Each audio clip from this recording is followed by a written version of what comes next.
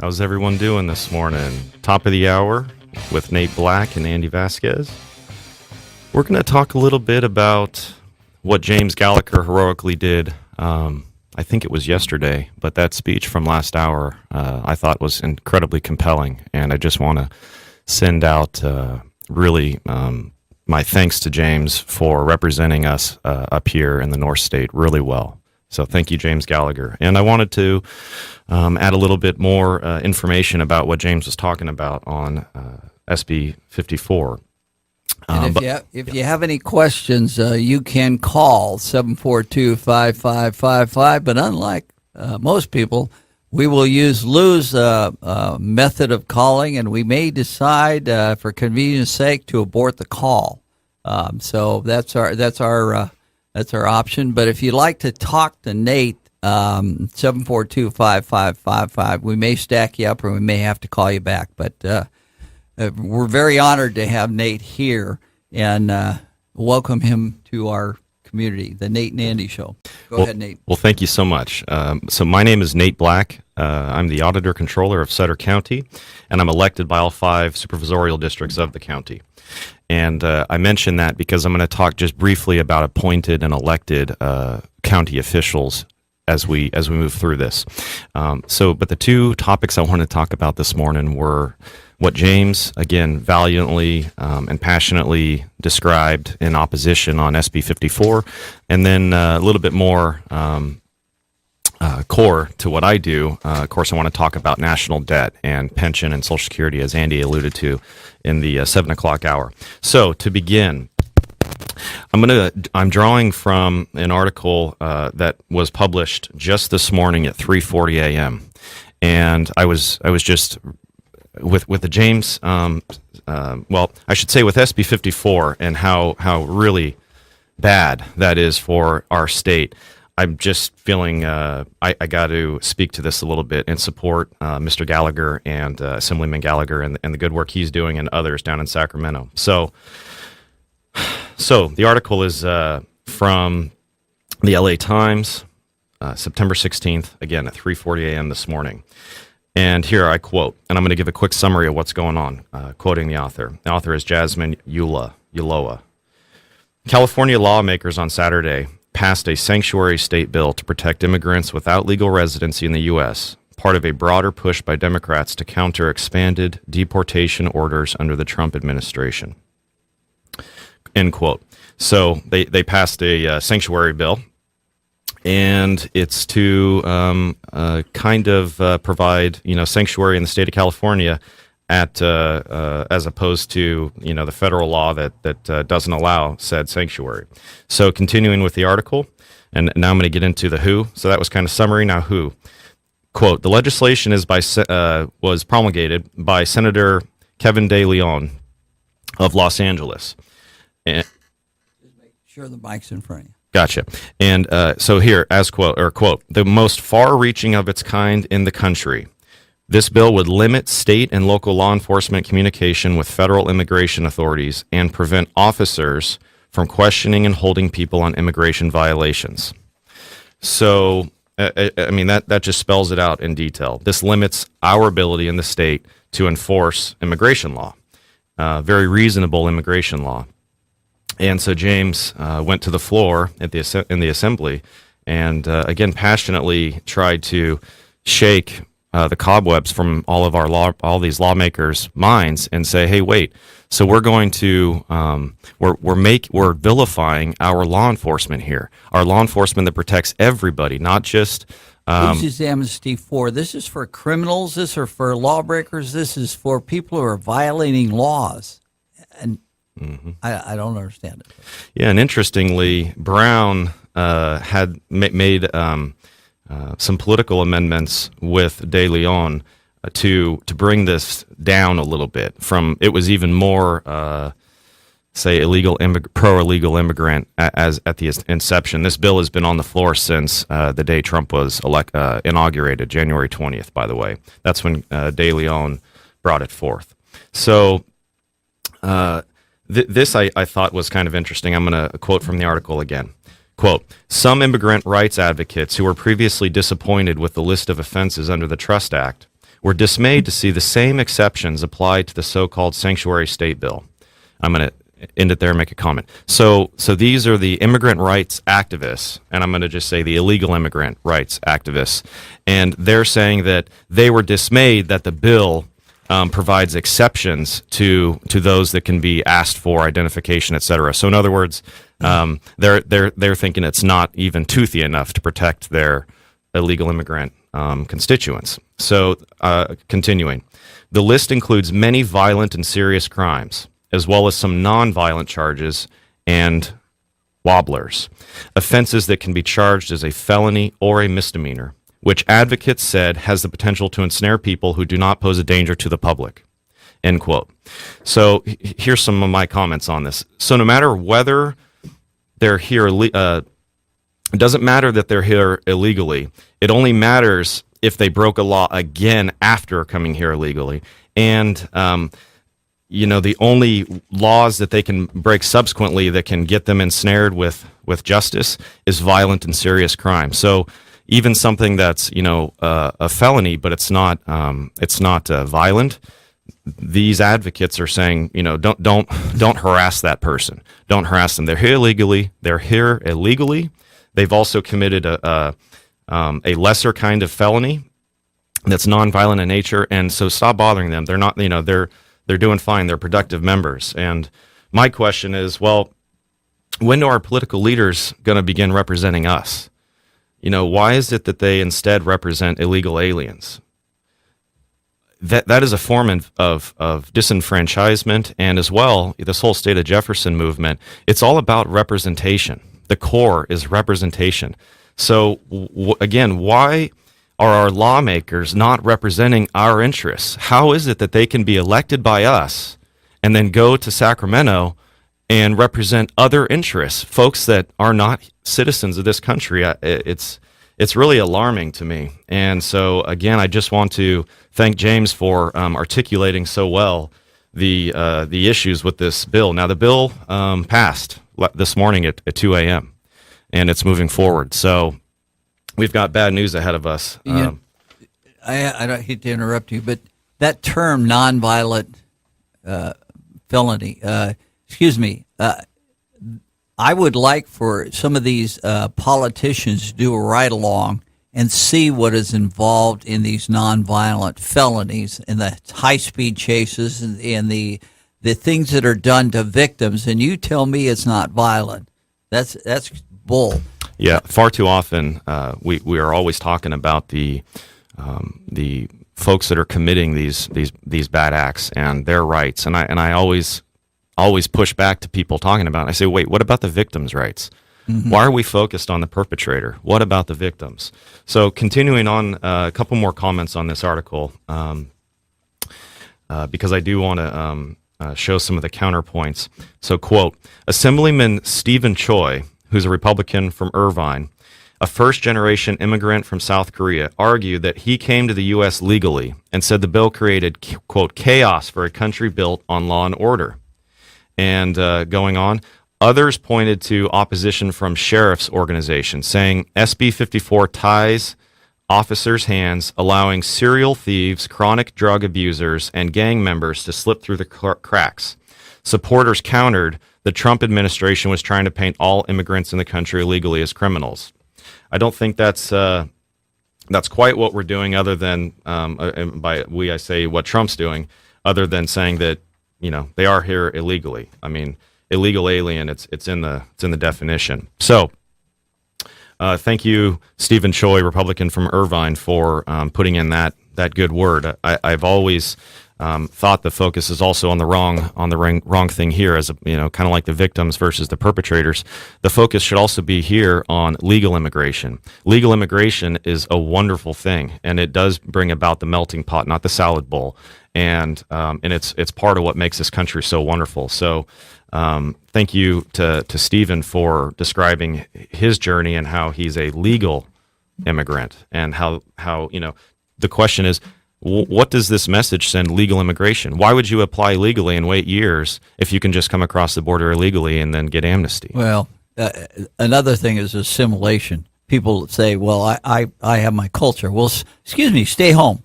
if you don't want to come to America to become an American, then please stay home and don't ask me to support you. I am sick and tired. I didn't adopt these people. And people say, Andy, you're crazy. Well, in a way, I am. But the most oppressed minority in the history of the world, and this just brings it home, is the American taxpayer is the most oppressed minority because we're expected to foot the bill for everybody. I got to get up at 5 o'clock or 4 o'clock in the morning to start work so that I can pay somebody to sleep in. Right. Well, you pay more tax than I do. I'm sure you feel the same way. Another way to think about it is to say, well, what are the immigration laws in Central America? Just say take Mexico and say what are the laws there, and why is it that they apply them to us when we try to go to Mexico, say illegally, but the opposite doesn't occur. That when we try to apply our federal immigration statutes, that we're uncaring or discompassionate. Couldn't we try to apply their home country's laws to them? Exactly, and just turn around and say, hey. Exactly right. Hey, I wanted to let you know, though, that from the article, at the request of the California Senate, former U.S. Attorney General Eric Holder reviewed the bill and said it passed constitutional muster, adding that the states have the power over the health and safety of their residents and allocation of state resources. The man should have been indicted years ago. Well, if Eric Holder blessed off on the bill, then we know it's good, right? No. Yeah, it's ironic that he would say that that this bill helps protect the health and safety of residents. I'm not sure how that is being accomplished. Well, there's an example of Shakespeare had it right. First, we kill the lawyers. So, kind of wrapping this up on this article here. Still, quote, still debate raged on and divided even law enforcement officials and associations. And I thought this was so interesting. So in Los Angeles, the largest county in the country, over 10 million people in Los Angeles, by far the largest in the state too, more than double. In Los Angeles, Police Chief Charlie Beck voiced his support, while LA County Sheriff Jim McDonnell was a vocal opponent. So I want to talk a little bit about appointed versus elected. In the county of Los Angeles, and I believe, I don't know of any example of a city police chief being elected, but across the state, police chiefs of cities are appointed. They're appointed by the city manager, the mayor, and or the council. Whereas county sheriffs are always, by the California Constitution, all 58 counties, an elected office. So the sheriff is always elected by the people, all 5 districts in each county. And the sheriff in LA County says no. He says this is a bad bill, and the police chief appointed by LA City Council and or mayor, unsure there, appointed though, is voicing his support. So why do I bring this up? What I just wanted to underscore is that my position, auditor controller, I'm basically the CFO or the accountant for the organization, for the county. Now that's very generic and simple way to state it, but because there's other aspects that in statute that provide me certain responsibilities beyond just merely what an accountant would do. But the fact that I'm elected is really important, and I've been asked, why are you elected? What's the point? Why can't we just have a finance director who is appointed by, say, the board? And the reason, how I respond is that I wouldn't be here talking on the radio saying what I'm saying if I was appointed. I would not. Yes, right. You're responsible to the people, not. Yes, I've got 3 young children with my wife, and I have to bring home a good salary, and I need my job. I have got to have income to support my family. I could not do what I'm doing on the radio if I was appointed. I tell you that. And I wanted to give you just a little bit of color, even though this is, perhaps a little difficult to state. But the second week that I was coming on here, which was about 6 weeks ago, I received a phone call right before I came on from the county administrative officer, literally 10 minutes before I came on. And Scott said to me a couple of things that I really didn't appreciate. He said to me, this is a quote, I want to make sure that you're not mischaracterizing the pension issue, end quote. And I said to him, it's Saturday morning. I'm away from my family. This is not where I would choose to be, other than I think that it's a really important thing. We've got to address it. So, I don't appreciate you saying that I would mischaracterize it. Number two, I've really researched this idea a lot, and I've been spending a lot of time and effort. And then he follows up with this, and he says, I really don't even understand what the big issue is. And I said, well, then I'm not going to waste my time explaining it to you. And so my In reason... effect, he's trying to censor you. He's exactly trying to censor me. And so I'm telling you, the people, that you've got to keep your auditor elected. The auditor, now, do we get it right all the time? No, we're human. But we have a role and a purpose in county government, and we are a voice. We are the eyes and ears for you from a financial and fiscal perspective, and that is a good thing. So we're going to talk a lot more in the next... or the last half hour of this about debt and about finances, and I just want you all to know that keep us elected.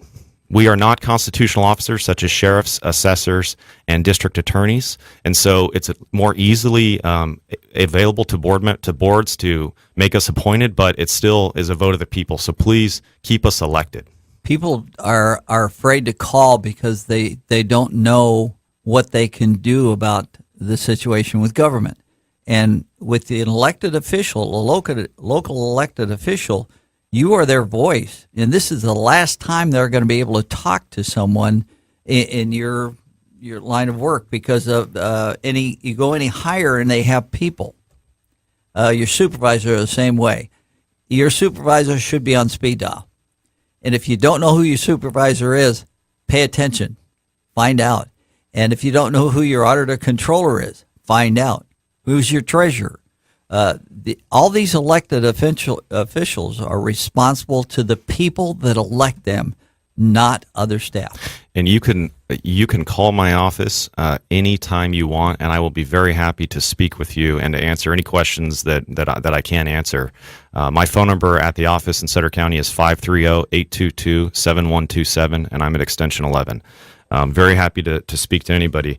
Also wanted to underscore that the first issue I encountered when I took office, within 6 months of taking office in the first quarter of 2015, was what we call the Chevron project, and that was a different county administrative officer that I had to kind of push back against. And I'll just kind of summarize in a few words. What happened was there was an escrow account that they had opened up and borrowed money, put the money in that escrow account, and then the county was using that money to pay for Chevron energy improvements, so solar, environmental management services, upgrades or system upgrades, and any rate, so what happened is that I had to correct that issue and make sure that they weren't able to spend that money directly, even though they had spent $4.5 million up to that point, and the last half of the debt money went through my office, and so that was a major issue. And again, I just want to say that it would have made my job so much more difficult. If not, I would have lost it had I been appointed. So the fact that your auditor is elected is a really great thing, and I think we're going to move on to break. We're going to take a break. Give you a break there. Hey, this is Andy, and give Nate a call, and also just get involved. Find out who your supervisor is. If you have a problem with your property taxes, talk to your assessor. Talk to your auditor controller. If whatever problem that you have, you should be able to go to your supervisor, who should be able to point you, or direct to that individual. You have to stand up. You have to do something. This is unlike welfare and all the gimme programs. This is your life, and the more you get involved, the better off you're going to be. So we're going to go back to Nate and talk about. Nate, just a little background on there. There's been some CAOs that have gone through there, and that created a whole bunch of problems for the other elected officials, didn't it? Because of the change of captain on the ship.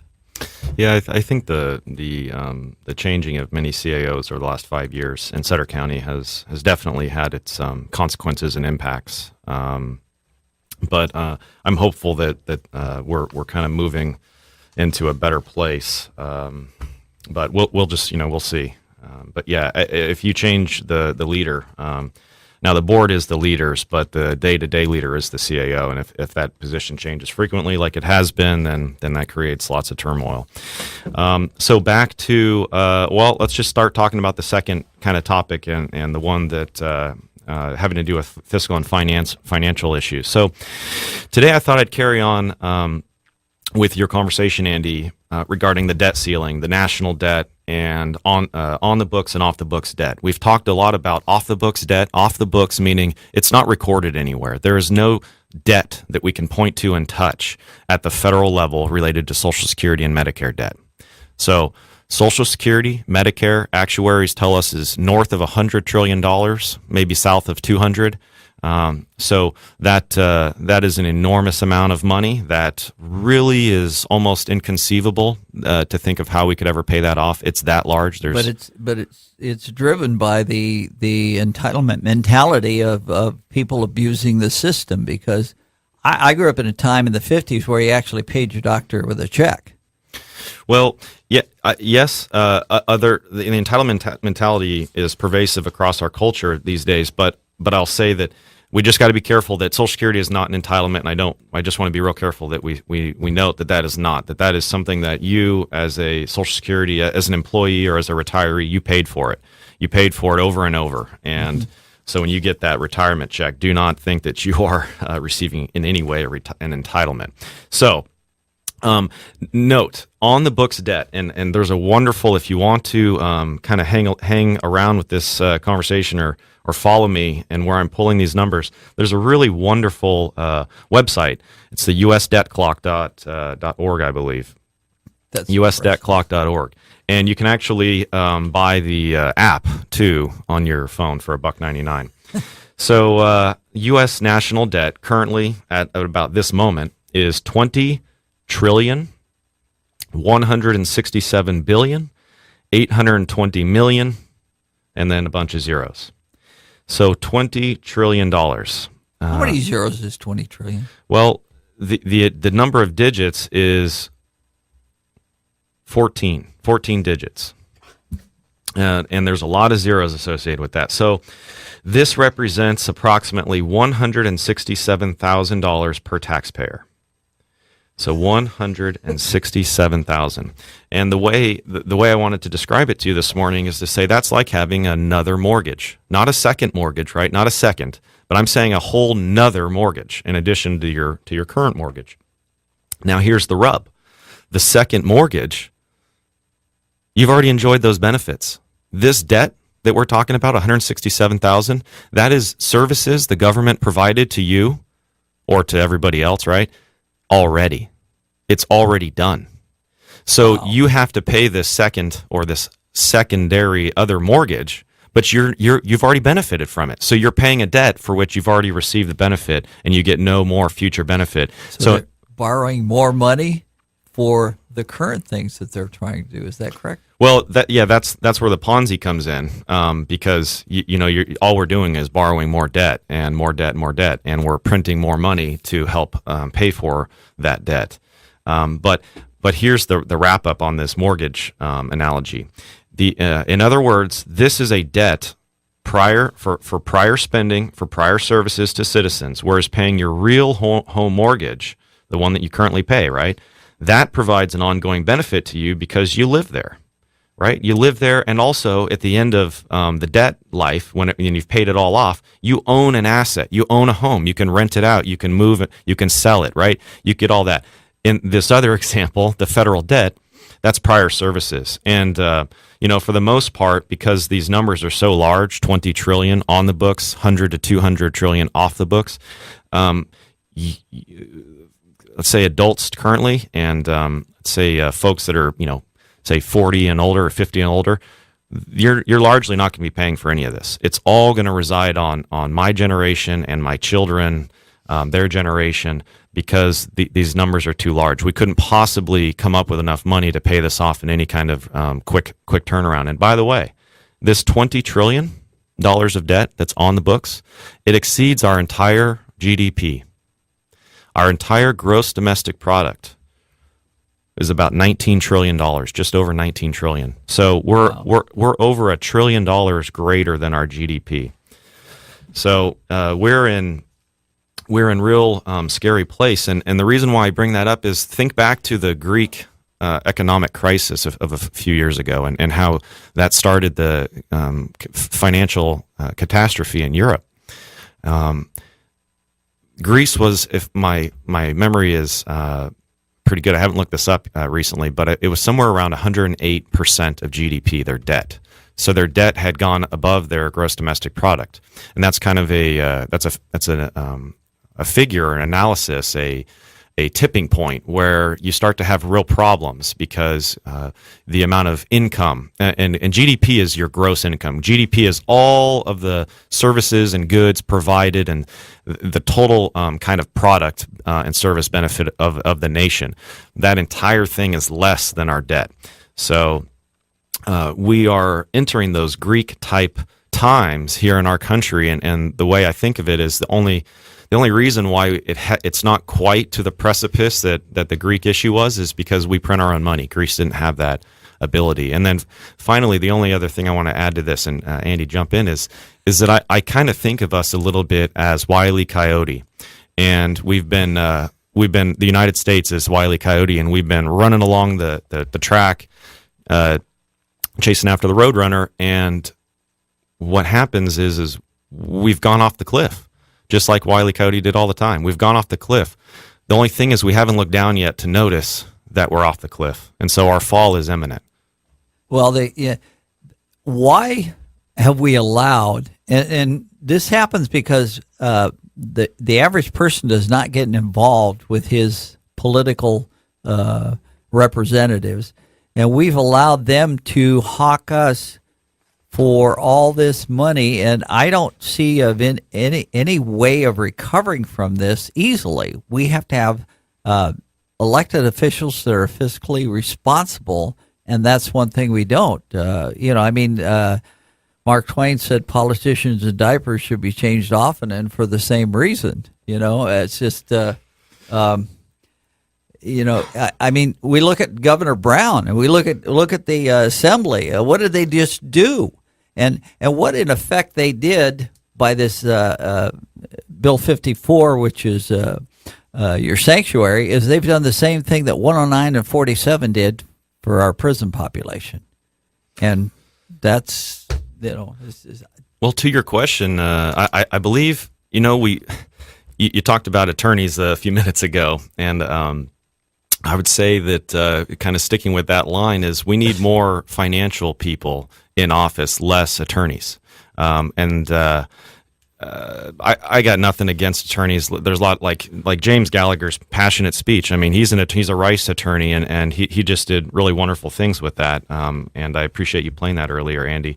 But I think the focus for the 21st century, the first part till, for the next couple of decades, we have got to be fiscally minded, financial minded. Austerity being the cutting of government so that we can reduce the expenditure side and not raise taxes and hope that those revenues that we do currently have can begin to pay off prior services that we've already incurred the debt on. So austerity and kind of reducing the size and scope of government, I think that's the only way out of this. We have got to become more, we have got to start treating our government like we treat our household, where we don't overextend ourselves. We don't have 15 mortgages. The government has been on a spending spree for far too long. And it just reminds me of Roosevelt saying, chicken in every pot, because everybody's going to have everything, and that's not financially possible. It's and I get so many people that it frosts me. They come in front of the board of supervisors and say, "Well, we ought to tax the rich." Well, excuse me, who's supplying the jobs for you people out there? It's definitely not the poor folks. And I have one saying that I live by. I never ask a poor man to be what it would take to be rich, because he will waste your time for a whole bunch telling you all this stuff. But by the same token, he's poor, and there's a reason he is poor. And it's basic habits. It's like the homeless. The homeless situation can be solved if you address the root cause. Okay, I've gone round and round with Health and Human Services, drugs and alcohol. And they say, well, that's not the case, Andy. Excuse me, it is the case. And 80% of them choose to be there because we allow them to rest. And if you're getting given an EBT card, are you going to stop? Tell them you don't want that EBT card? That's human nature. And they use that to justify their theft of taxpayer money. I just... Right. Well, wanted to mention that both of our last two presidents before Trump, Bush and Obama, they both carried our national debt, and I should say, they both doubled our national debt during their tenures, their 8-year time frames. And I think it's important to underscore that and to make sure you're all aware of it, to say that this is a bipartisan problem. This is not a Republican versus Democrat problem. Both parties are spending us into oblivion.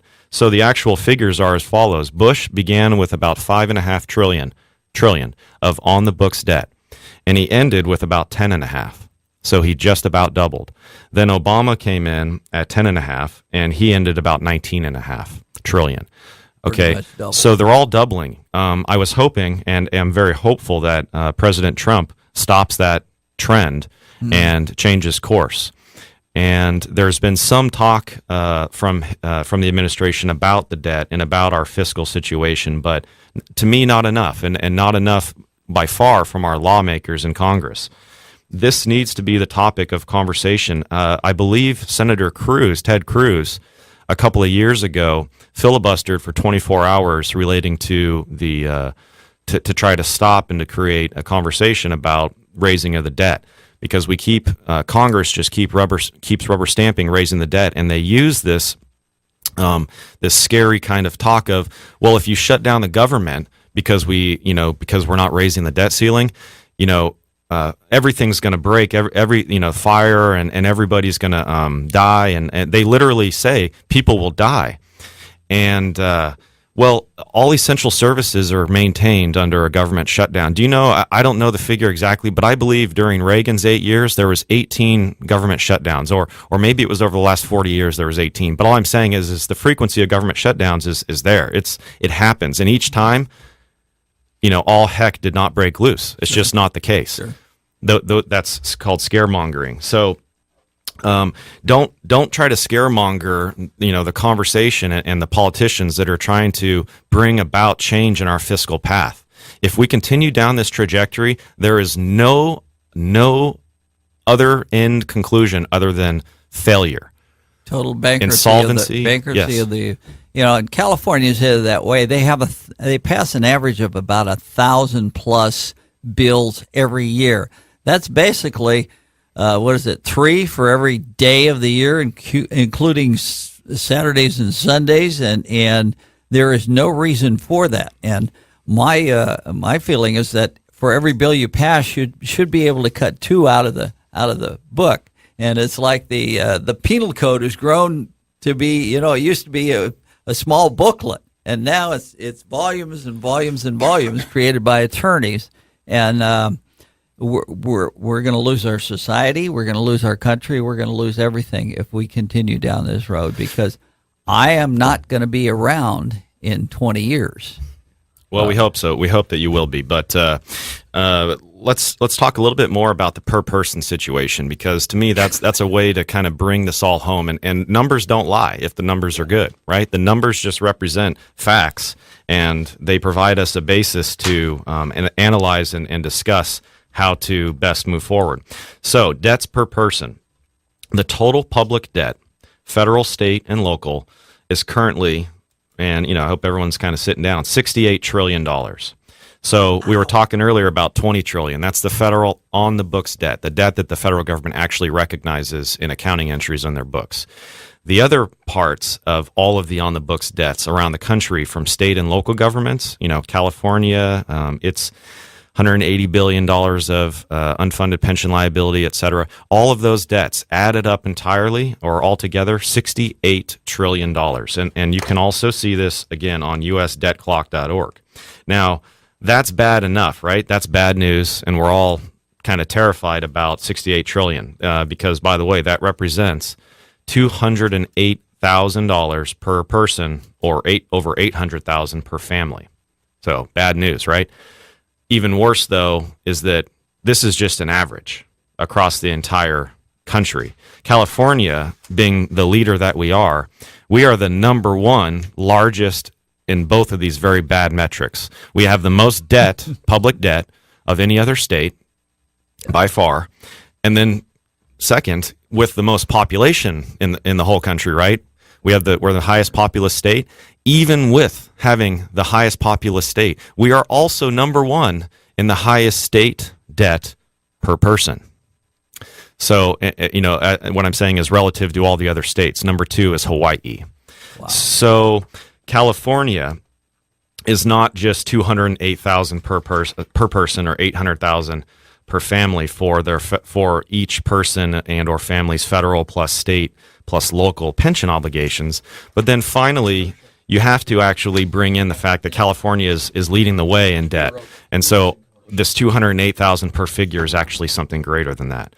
And I don't know what that is at the moment, but I'm going to get that for future shows to have handy. Well, the common term for what you're talking about is kicking the can down the road, and it's gotten to where it's not a can; it's a dipsy dumpster about what's it, 10 or 20 yard container we're kicking down the train, and I don't understand where these people in California think all this is coming from, because we don't train our children. And this is another thing. We talk about jobs, and we talk about we need to have schools for trades and all this other stuff. Why don't we look back at the school system? And that's one thing that I think they're afraid to do. And what is the root cause of most of our problems with job growth? Is the fact that the people coming out of schools can't read, they can't write, they have no logic, they have no common sense. They do know how to text, though. On the last hour, there was a couple of I think it was, well, it might have been with Brian Kilmeade actually, from the five before you began this morning, Andy. But there was a comment about Victor Davis Hanson. And Victor Davis Hanson is from, I believe, Selma, which is near Fresno, and he is a long-time professor at Fresno State, as well as a senior fellow at the Hoover Institute. And he is a really amazingly bright man, and I really like Victor Davis Hanson. I've read a couple of his books, and so to what you were just discussing, he has a great book about the educational system in California, and he exposes how the classes, that the curriculum that you can find in, for example, the CSU system, which he is a part of at Fresno State, and how it's changed over the past 40 years, and it's gone away from classical liberal education that started in Greece, that became the foundation for how we teach mathematics, arts, literature, those kinds of things, and we've gone into these very technical kinds of kind of the quote underwater basket weaving kind of things that have very little application in real life. Right. And so that does not produce a thinker; it produces more of a drone. Classic liberalism teaches people to be able to learn anything, right? When you go to an attorney or a CPA, obviously in kind of my context, we don't know everything. But what we can do is, if you bring us an issue, we'll say, we don't know. I don't know, but I will figure it out, and I will get back to you. Well, it's amazing. We go out there, and people say there are no jobs. There are thousands of jobs out there, and I was at a large recycling area in Woodland, and they're working on these huge trash trucks, and I tried to explain to them that you just got to follow the manual, because I will not teach you how to do this, because you're supposed to be able to do this without being supervised. But they said, the supervisor said, but they don't absorb reading very well, which means they don't read. And I'm not a Rhodes Scholar, but if you take a look at any of your car repairs and you walk into the shop and they're all speaking Spanish, the question is, can you read English? Because I guarantee you there are no auto repair manuals written in Spanish. And that is a frightening thing. And the guy ended up to where he didn't know what he was doing, but hey, he's got a screwdriver in his pocket, and genetics say I can fix anything. And it cost him $800 and some dollars, which they screamed about, but that's because we turn, and it boils back down to the schools. LA schools don't have an exit exam now. And this has been happening for years, and I've talked about this for years. I mean, Common Core, what a destruction of children's future, because my grandson loved math, but they came in with the Common Core, and he's crying when he comes home because he can't think in this abstract some college professor come up with. And I had a Scotia Holmes, I had a big argument with her. I said, yeah, you don't pay any attention to the parents. They said, well, they don't know what they're doing, so we're going to do it for them. What a pompous ass. Sorry, Scotia, if you take that personally, but it's a fact.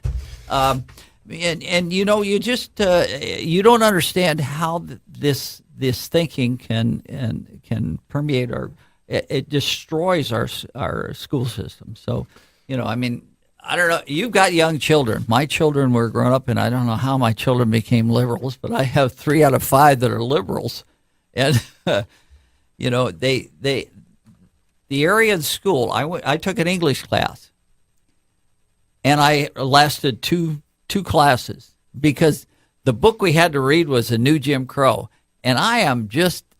You can't tell me that there is not more opportunity today than there was yesterday. And David Victor Hansen. Davis Hansen, yeah. Victor David Hansen, okay. Yeah. I attended his presentation at the Spawn Tub Institute in 1976. And I was on the board of directors there. And, you know, that was back in the days when you were taught English, how to structure a sentence, how to write, how to think. You know, and today it's more of touchy feely and you know, get me going and all. Can we take a break? Welcome back. Well, we have the last few minutes of the show left, and I thought I'd kind of end with some talk and a quick discussion about CalPERS. We'll leave you something to think about for the weekend. And, you know, before I do that, I want to say good luck to my son and his soccer team. We play in a couple hours this morning, our second week, and down at the River Bottoms, and loving it. Thank you, YSYSL, for being a great league.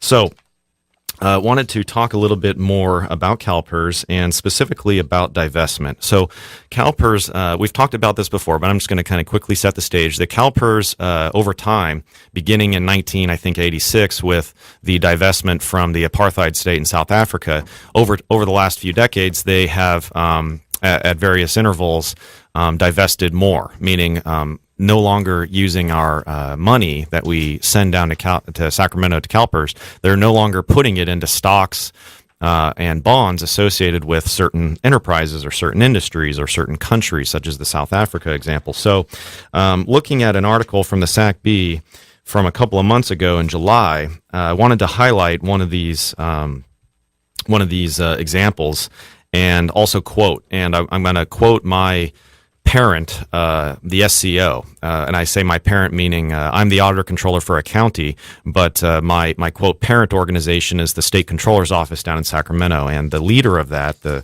state controller, is Betty Yee. So I'm going to quote from her and show you the very disappointing quotation that she provides. And but before I do that, police lieutenant. Well, the title of the article is this. Before CalPERS can save the world, public workers want it to save their pensions. So I love that, because now we're showing that even public unions and public workers are starting to talk in a similar way as I'm espousing. That is that divestment might be great for their political ends. That is the CalPERS board members or the legislators in Sacramento, but it is not good for the fiduciary responsibility and for the pensions sustainability. So the police lieutenant, Jim Ock, makes a regular 400-mile trip to Sacramento, delivering a message to the state's biggest public pension fund. He says his department can't hire more cops, in part because investment misses at CalPERS requires cities like his to chip in more taxpayer money for public employee pensions. And his quote here is, okay, we cannot afford to lose funding for law enforcement officers in exchange for a socially responsible investment policy, Ock, treasurer of the Corona Police Officer Association, says. So, we're trying to hire more officers, he's saying, but we can't because you're divesting from lucrative stocks such as tobacco stocks. Just because you invest in tobacco stocks doesn't, quote, mean that you appreciate what they do. It just simply is your fiduciary responsibility to seek a high yield for our pension fund. Now, here's where Betty Yee comes in. And by the way, he's from the, I believe, the International Union of Operating Engineers, represents 12,000 state maintenance workers. So, I'm sorry, that's another organization. He's a police chief, excuse me. The International Union of Operating Engineers, which represents 12,000 members, this gentleman is also saying, Steve Crouch from the same, it's time for CalPERS to reevaluate their investment strategies and focus more on improving their investment returns and less on socially responsible investments. So again, well done, well stated. Two union representatives that are espousing and advocating for intelligent fiscal investment and for them to maintain their fiduciary responsibility. We talked, if you go to One Eye Blind Media on YouTube, you can find our discussions about these CalPERS talks that we've talked about previously, and there's a whole talk about fiduciary responsibility. So if you need to, please refer back to that. Finally, Betty Yee. Betty Yee is the state controller, and here is her quotation. Very disappointing. Quote, I consider divestment proposals on a case-by-case basis, and CalSTRS divestment from this is CalSTRS, not PERS, from non-U.S. thermal coal was clear-cut because the holdings were minimal, returns inadequate, and liabilities and risks significant, she said. Okay, so this is about coal. I've gone further. With a fiduciary responsibility to keep retirement benefits funded, I believe full divestment from fossil fuels is not yet feasible. Even as we depend less and less on fossil fuels, the sheer volume of energy and magnitude of pension assets that need to be replaced is still too big. So here's my comments there. First of all, she's saying that while we depend less and less on fossil fuels, our dependency on fossil fuels, our demand actually is not decreasing, it's increasing. The reason why it appears to be decreasing is because the Obama administration began really kind of trying to destroy coal. And you can look back to his Treasury Secretary and the quotations from him about breaking the coal industry through making it so expensive for them.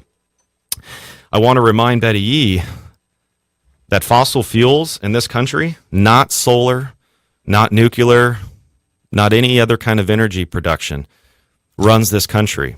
Do you know that 78% of the energy consumed in this country are fossil fuels? That is coal and petroleum. Don't confuse us with facts. I'm sorry. So so we're still very much reliant upon.